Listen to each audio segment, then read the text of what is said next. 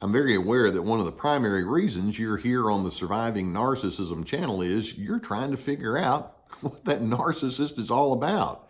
You know, you've learned, I'm sure, that these people have very high control needs, and they can be manipulative and exploitive. They can be incredibly thin-skinned, and they don't want input from anyone else, meaning they don't care about you and no empathy.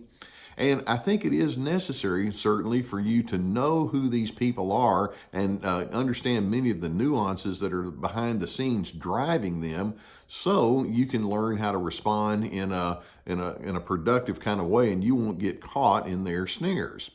Now, such an education like what we're trying to do in this channel would be remiss if we didn't also discuss the much better alternatives. Now, today I'm going to want to be very specific about 8 primary anti-narcissistic characteristics that you can anchor down on, because I'm hoping that as you see the trouble and the strain and the difficulty that these people carry with them and then try to put onto you, I'm hoping there's a side of you that says, I'm not going down that path. I want to know what my better alternative is, and I'm going to stay committed to it, and I want to be a much brighter spot in this world than that narcissist would be. So let's see if we can go through 8 ingredients, and I want you to kind of check yourself and ask, how prominent would these ingredients be in my personality, and what might be adjusted so that they can be all the more central to the way that you engage with the world in front of you. Now, the first characteristic, the first ingredient I want us to focus on is humility. Now, let's keep in mind that a primary characteristic in the life of a narcissist is humility's opposite, which is pride, or we'll call it egotism.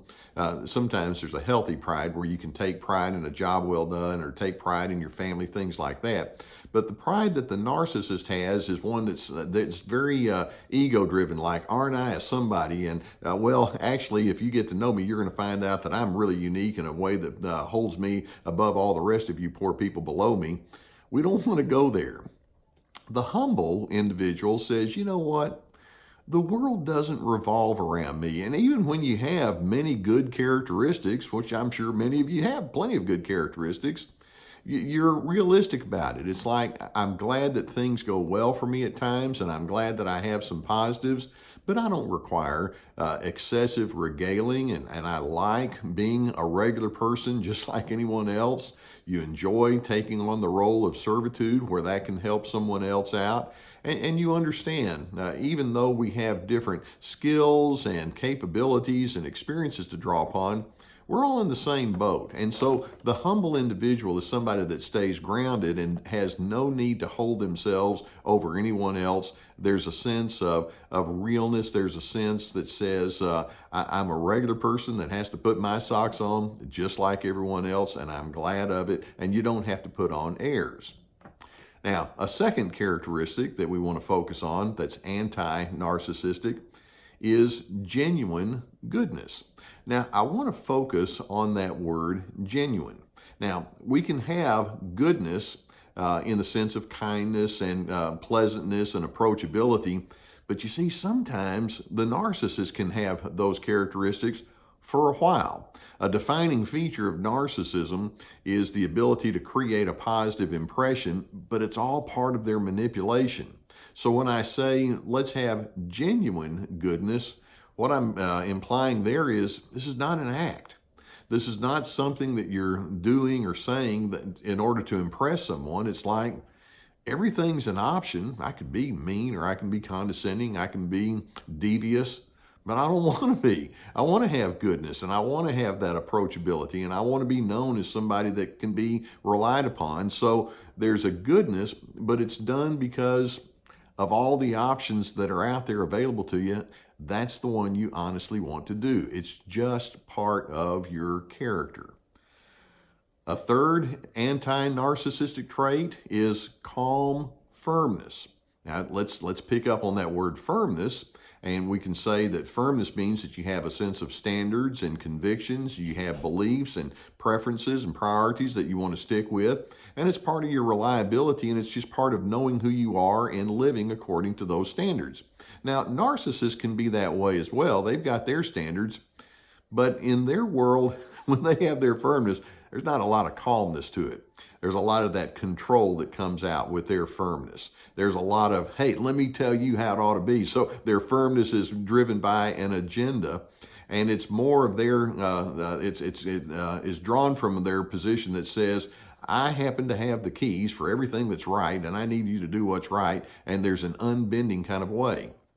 So when we say the anti-narcissist characteristic is calm firmness, we're saying that yes, there is going to be a reliability, there is going to be a steadiness and a knowing who you are, but it's being done because you're not trying to impress anyone. You're not trying to force yourself. It's just the way you do things. And so if, for example, if you have to say something that is a part of your conviction, you can yell and you can shame and you can blame, or you can simply use this tone of voice of calmness that says, this is who I am, this is what I believe in, this is where I'm going to go. And you don't have to demean anybody in the process, which then leads to a fourth characteristic, and that would be assertive anger.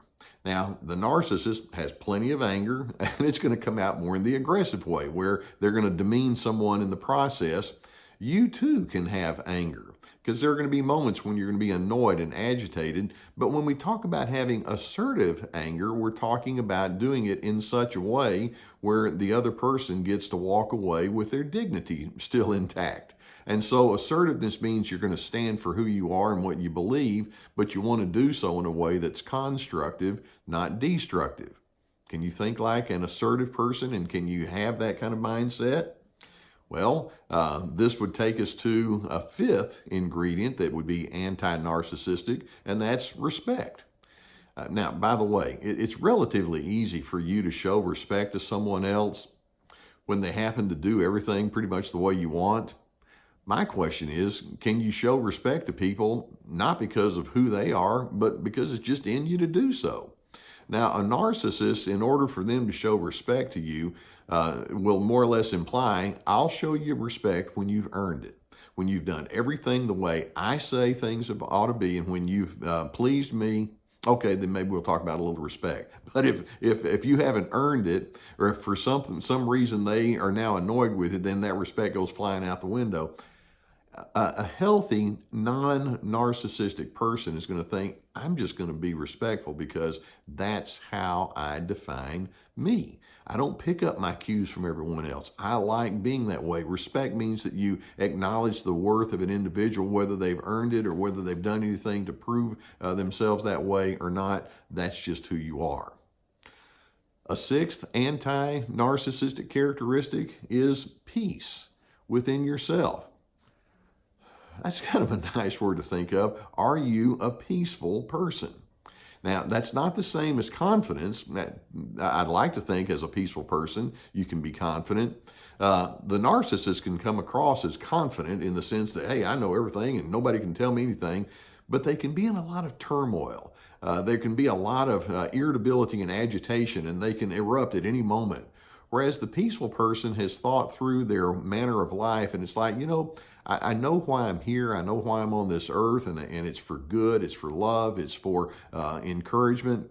And I like what I bring to the equation. And we go back to that word calmness. The peaceful person says, I know that I'm going somewhere good, and I want to make sure that I draw upon that, even in my moments of strain and tension. I want to be known as a person of peace, and I want to be known as somebody that can bring that out of other individuals. Now, a seventh characteristic is objectivity. Now, the narcissist is highly subjective, and when I say subjective, they're driven by their own feelings, they're driven by their own internal counsel within themselves, where they seek no input from anyone else. It's like, no, if I feel it, if I want it, then that's the way it ought to be. Whereas the objective person says, there are many different angles and perspectives and interpretations that go into the living of life.